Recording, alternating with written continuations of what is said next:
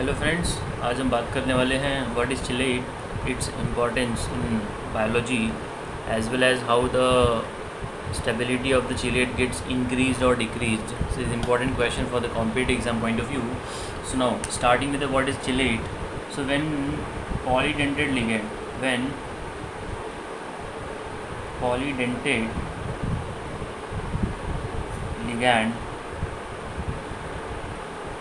forms ring type structure with metal ion.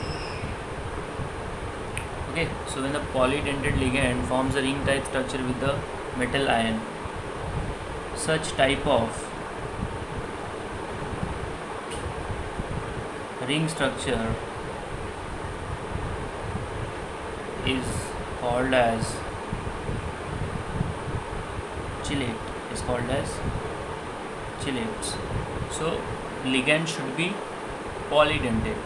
Monodentate यहाँ पे नहीं चाहिए. एग्जाम्पल के तौर पे सी, if you have a copper metal and I have attached here ethylene diamine to ethylene diamine and the charge is here +2. If you draw the structure of this in terms of chelate, तो उसको structure कैसे दिखेगा? आपने यहाँ पे बनाना है copper metal and we have how many ethylene diamine, 2 ethylene diamine, और एक इथिलीन डायमंड का स्ट्रक्चर ये होता है NH bond CH2 NH bond CH2, ये आपस में कनेक्टेड रहेगा. The same structure will appear on this side also. Nitrogen H, this is CH2, ठीक है. अभी इसने बॉन्ड इधर से बना दिया, इसने बॉन्ड यहाँ से बना दिया. This nitrogen is also making a coordinate bond with this your metal and overall charge is +2. So I can write down this complex in this form also. तो ये जो है रिंग स्ट्रक्चर बना रहा है. रिंग में 1 2 3 4 5 member ring is formed here. So this is called as a chelate. So what is a chelate? When the polydentate ligand forms a ring type of structure with the metal, that part is called as a chelate. I hope it is very much clear. So what is a chelate, and now we'll see what is the importance of your chelate in biology. So very important is when we talk about the hemoglobin, when we talk about the chlorophyll, when we talk about the vitamin B12. Are you getting?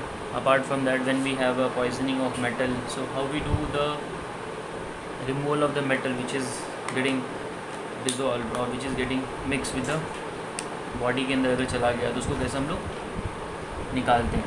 C, importance of chelate in biology. So सबसे पहली बात तो first यहाँ पे haemoglobin जो है, ये example है. No, haemoglobin is iron chelate,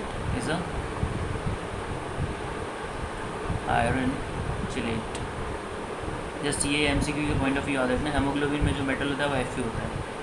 and then we have a chlorophyll, it is also chelate, is a magnesium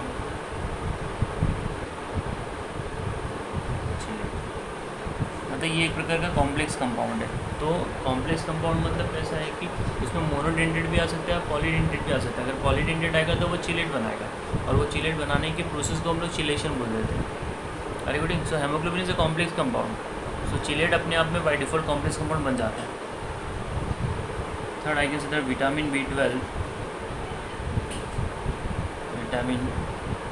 B12 यहाँ पे कोबाल्ट होता है as a chelate.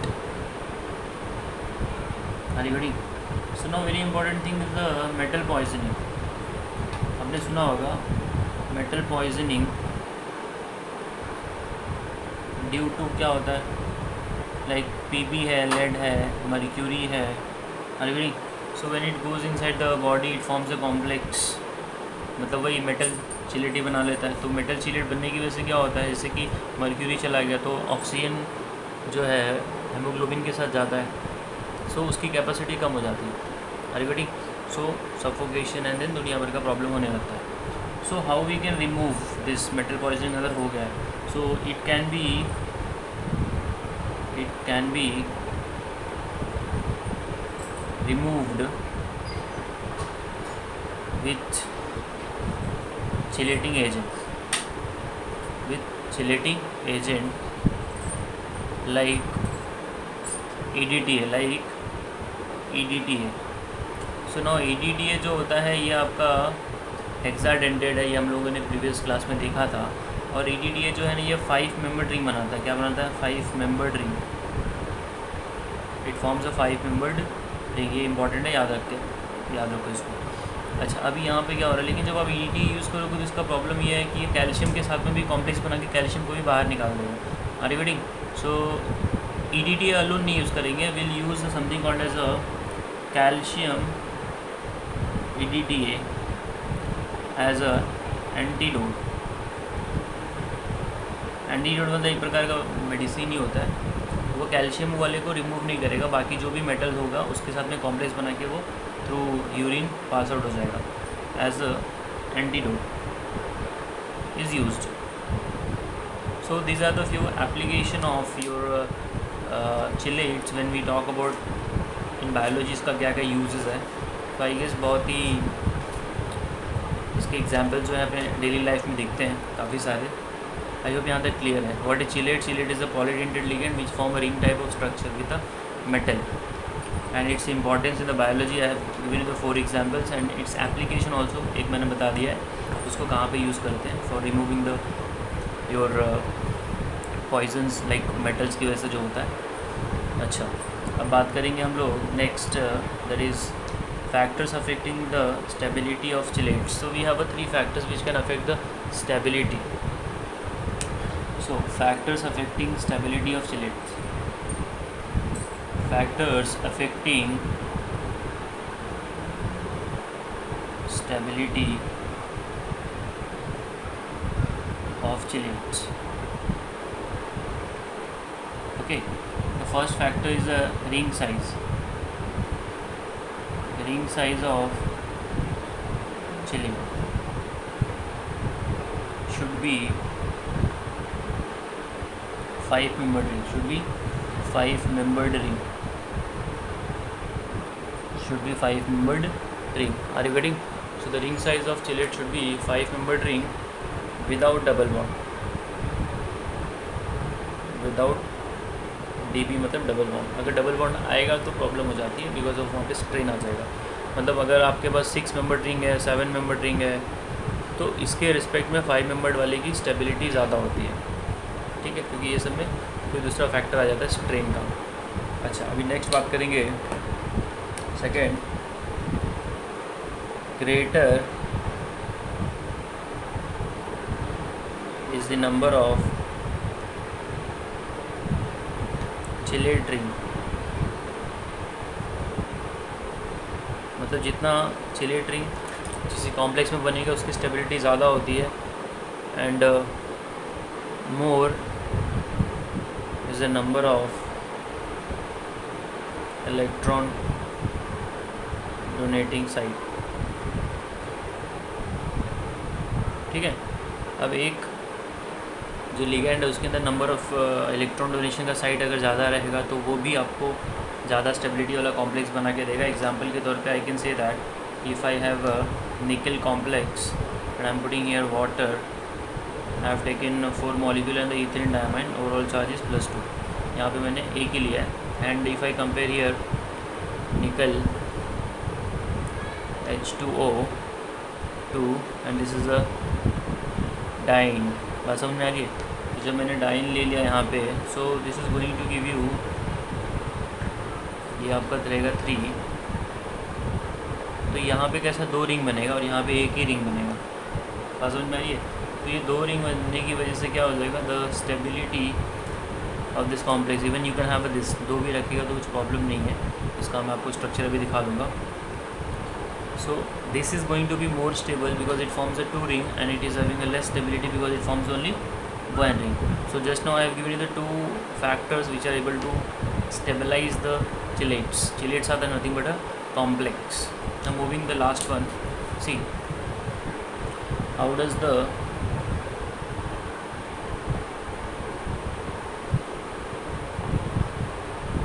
steric factor affect the stability. Steric factors, ये भी एक बहुत important factor है जो चिलेट्स की स्टेबिलिटी को अफेक्ट कर सकता है, ठीक है। Now see, now due to bulky group either attached to donor atom, attached to or near to donor atom, causes mutual repulsion between metal and ligand। तो क्या होता है, बॉन्ड गेट्स वीक। तो जब बॉन्ड वीक हो जाएगा तो वो क्या हो जाएगा, ब्रेक हो जाएगा, तो स्टेबिलिटी अपने आप कम हो जाएगी। एग्जांपल के तौर पे अगर आपने निकल के साथ में कॉम्प्लेक्स बनाया है, दैट इज़ चिलेट बनाया है, निकल फॉर्म्स चिलेट विथ, मेरे पास दो ऑप्शन है। मान लीजिए मैंने पहला यूज़ किया है 2-मिथाइल हाइड्रोक्सी, 2-मिथाइल 8-हाइड्रोक्सी विनोलिन, ठीक है। ये आपने एक लिगेंड लिया है। दूसरा लिया है मैंने ओनली 8-हाइड्रोक्सी विनोलिन। तो ऐसा पाया गया कि जो 8-हाइड्रोक्सी विनोलिन है ये ज़्यादा स्टेबल होता है एज़ कम्पेयर टू 2-मिथाइल। तो ये जो 2-मिथाइल है ये स्टेरिकली क्राउडेड हो जाता है जब वो लिगेंड कनेक्ट करता है मेटल को। So due to the two methyl present, the methyl is present at the position number 2। अगर इसको मैं थोड़ा सा दूर करता तो स्टेबिलिटी थोड़ी सी बढ़ सकती थी। तो ये दोनों को अगर मैंने कंपेयर किया, so this is going to be more stable chelate and this will be less stable. Why? Because of steric factors. So I have explained you the three reasons which are able to explain you why the chelates are more stable and how they are getting more stable. Are you getting? इसमें एक question बनता है कि ये chelate ज़्यादा है, इसके पीछे का क्या रीज़न है, मैं अभी आपको बता देता हूँ। सी, ये इम्पोर्टेंट क्वेश्चन है। आइडियली जो है आपके पास अगर नंबर ऑफ रिंग ज़्यादा होता है, ये मैंने बताया था फैक्टर्स अफेक्टिंग। सी, अगर आपके पास है कोबाल्ट इथिलीन डायमाइन, ये आपके पास दिया गया है 3+ and cobalt ethylene diamine and water. इसमें कोई पूछे ज़्यादा स्टेबल कौन है, तो ये क्या है, 3 रिंग बनाएगा, ये 2 ही रिंग बनाएगा, तो more is a number of ring, तो ये वाला ज़्यादा स्टेबल हो जाएगा। Are you getting? अच्छा, if I have something like that, one more, I have a copper and I have attach here ethylene twice and the H2O and I have here Cu ethylene and the charge is here +2 and here also +2। अभी ये जो है ये 2 ring बनाने वाला है, ये 3 ring बनाएगा, तो बच्चे को लग रहा है यहाँ पे रिंग ज़्यादा है तो इसकी स्टेबिलिटी बच्चे को लग रहा है कि ज़्यादा होना चाहिए, बट ये स्टेबल कम है, दिस इज़ मोर स्टेबल। तो ऑर्डर क्या हो जाएगा, दिस। तो इसके अंदर एक फैक्टर लग जाता है और स्ट्रेन आ जाता है यहाँ पे, and that is due to your, जब भी 2 इथिलीन ग्रुप करीब होते हैं तो यहाँ पे स्ट्रेन आ जाता है, तो स्ट्रेन की वजह से ये पार्ट जो है अनस्टेबल हो जाता है और यहाँ पे लेस स्ट्रेन होता है, आई कैन से दैट, ठीक है।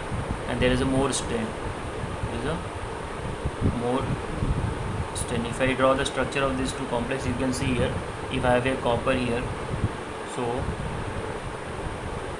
so all are giving electron here. This is your coordinate bond. सी ये आपका हो जाएगा N here NH, ठीक है। तो ये आपने कनेक्ट कर दिया ऐसे, then N here you have connected here N ये भी कनेक्ट कर दिया। ये आपका एक कॉम्प्लेक्स बन गया +2। तो इनका कैसा होता है, रिपल्शन हो जाता है। इसके पीछे हम लोग पढ़ेंगे जॉन डलर डिस्टॉर्शन में, जब मैं CFT पढ़ा दूँगा उसके बाद आपको समझ में आ जाएगा। तो बोलने का मतलब ये कैसे, ये 3 रिंग बना रहा है, लेकिन इसके साथ में जब वाटर लोगे तो यहाँ पे 2 वाटर आ जाएगा। आई कैसे 2 वाटर मैं यहाँ पे प्लेस कर सकता हूँ, that is more preferable. Axial आपका वर्टिकल पोजीशन पे रहेगा, तो 2 वाटर यहाँ पे आ जाएगा, तो एक रिंग यहाँ पे बनेगी, एक रिंग यहाँ पे बनेगी, that is more stable because of less strain. तो रिंग वाला जो था वो कॉन्ट्रास्ट हो जाता है, तो उसकी स्टेबिलिटी ज़्यादा नहीं हो पाती है, 2 वाले की ज़्यादा होती है। उसके पीछे का रीज़न मैं आपको D&F ब्लॉक, ये शेप ऑफ डी ऑर्बिटल बताऊंगा, एंड देन CFT। उसके बाद ये क्वेश्चन को मैं वहाँ पे समझाने वाला हूँ। सुनाओ, इसके बाद हम लोग बात करते हैं कॉम्प्लेक्स कंपाउंड जो है उसका स्टेबिलिटी किन किन रीज़न की वजह से डिसाइड होता है। So just now I had talked about only chelates are the type of complex, are you getting.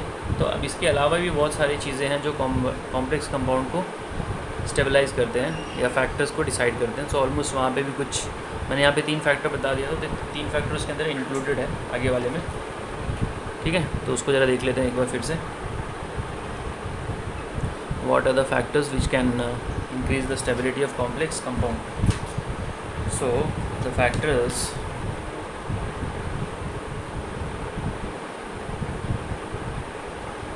affecting stability of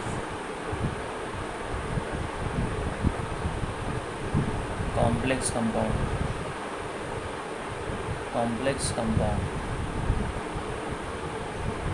ठीक है। तो यहाँ पे मैं आपको 5 फैक्टर्स बताता हूँ, 3 ऑलरेडी मैंने पीछे कवर कर लिए थे। First is a charge on the metal, अगर किसी के पास इफ लिगेंड सेम है, if the ligand is same, ligand is same ligand है और आपके पास मेटल जो है वो भी सेम है, सो उसकी ऑक्सीडेशन नंबर डिफरेंट है मेटल की। If we have Fe+2 and Fe+3, तो चार्ज जिसके ऊपर ज़्यादा रहेगा ना उसकी स्टेबिलिटी ज़्यादा होती है।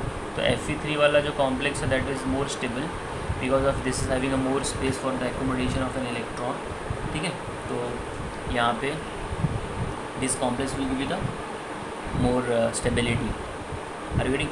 So the charge on the metal, if there is a more charge available on the metal, so that makes more stable complex compound as compared to the less one.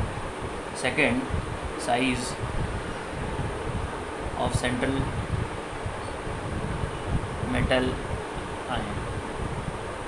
अच्छा, सेंट्रल मेटल आयन में अभी जैसे कि मेरे को किसी ने दिया है लिथियम है, पोटेशियम है, all are like a positive charge, lithium, sodium, potassium, then I have a rubidium, all are this monodentate, ये आपका मोनोवैलेंट मैंने कर दिया है। तो जिसकी साइज़ जितनी छोटी होती है, as the size decreases the stability of the complex keeps on increasing, are you getting. तो ये ऑर्डर बन जाएगा स्टेबिलिटी ऑफ द कॉम्प्लेक्स का, अगर आपने सेम लिगेंड यहाँ पे अप्रोच करा दिया है तो।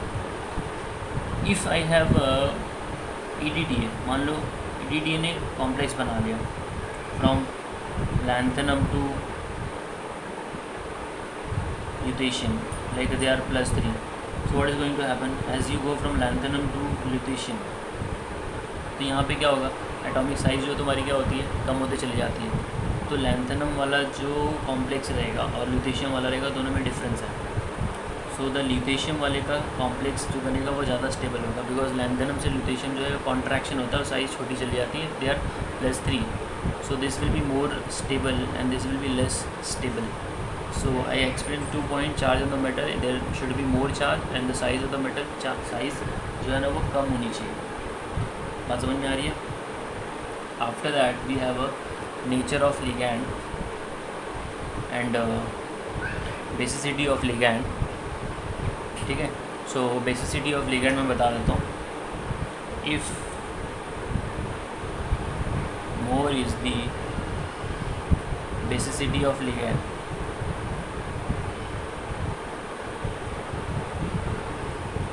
More will be the stability. More will be stability for complex.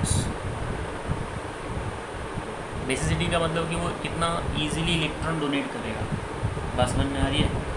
अच्छा, फोर्थ फैक्टर जो है आई can say that outer electronic configuration, outer electronic configuration of central metal. ठीक है, यहाँ पे एक आ जाता है स्क्रीनिंग इफेक्ट भी आ जाता है, effective nuclear charge plays very important role. Now when you talk about if you have a potassium as a central metal that is non transition,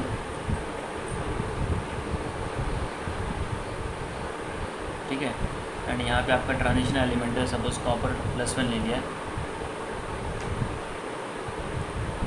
now when you talk about the its normal outer electron configuration जो अगर आपने लिखा है यहाँ पे, सो n-1 S2 D6 हो जाता है, Np6, वही हो जाएगा n-1 S2 D6 D10. So now what is going to happen when you talk about the shielding effect? So due to the poor shielding of इस केस में कैसा होता है ना कि shielding effect poor होता है, shielding effect is poor. So due to the poor shielding effect there is a more attraction of a positive charge, ठीक है। So poor shielding of an your this positive charge, तो वो क्या करता है, बाहर वाले इलेक्ट्रॉन को अपनी तरफ ज़्यादा अट्रैक्ट खींचता है। So because of that effective nuclear charge यहाँ पे बढ़ जाता है। Are you getting? So due to the more effective nuclear charge this fellow is having a more will for getting an electron from the outer source, that is your ligand. But इसके compare में इसका जो है electron gain करने का tendency ज़्यादा होता है because of shielding effect. Poor shielding effect की वजह से न्यूक्लियर चार्ज इफेक्टिवली वहाँ पे बढ़ जाता है। तो outer electronic configuration of a central metal atom plays a very important role, and basicity मैंने डिस्कस कर लिया है।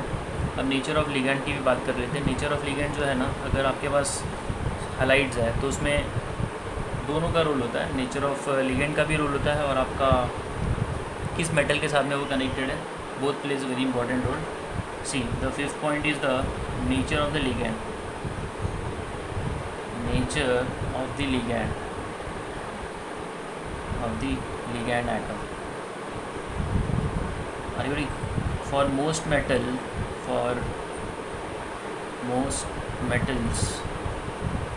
the order of stability जो है फॉर हलाइड्स में क्या होता है, आपका फ्लोरीन पहले जाता है, फिर Cl है, फिर Br- है, फिर I- है, ठीक है। मोस्ट ऑफ द मेटल्स में अगर ये लिगेंड लगा है तो मतलब इलेक्ट्रोनेगेटिव एलिमेंट लिगेंड लगा है तो वो स्टेबिलिटी को ज़्यादा कर देता है एज़ कम्पेयर टू लेस वाले के साथ में। बट फ्यू मेटल्स में कैसा होता है, बट फॉर फ्यू मेटल्स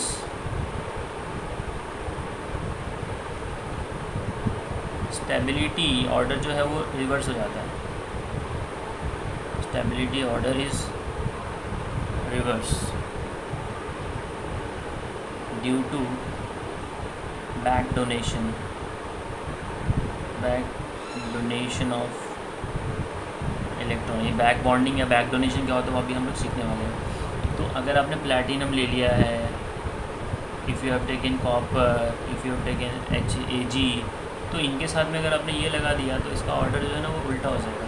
तो जिनके पास ज़्यादा स्पेस होता है ना इलेक्ट्रॉन, क्योंकि ये ऑलरेडी इलेक्ट्रॉन नीचे, तो जब हैलाइड उसको इलेक्ट्रॉन देगा तो यहाँ पे मेटल के पास इलेक्ट्रॉन का क्लाउड बढ़ेगा, तो उसकी वजह से क्या होता है वो रिपल्शन करने लेता है और अपना इलेक्ट्रॉन दोबारा योर लिगेंड के वेकेंट ऑर्बिटल में थ्रो करने लगता है। So iodine is having a more space for accommodation of an electron, so this is happy. Are you getting? So it is this, ये जो वाला बैक डोनेशन जो है ना ये आपको हर एक कॉम्प्लेक्स में नहीं मिलेगा। जो मेटल पहले से ही इलेक्ट्रॉन रीच होगा उस केस में आपको ज़रूर मिलेगा। सो ये 5 पॉइंट हो गए। इसके बाद आपका साइज़ ऑफ द रिंग आता है, चिलेशन जितना ज़्यादा होगा your steric factor. Are you getting? So ring size, steric factor, and number of chelates getting formed. So ये कुल मिला जुला के 8 पॉइंट्स आपको मिलते हैं for stability of the complex compound. So I hope ये क्लियर है. Thank you.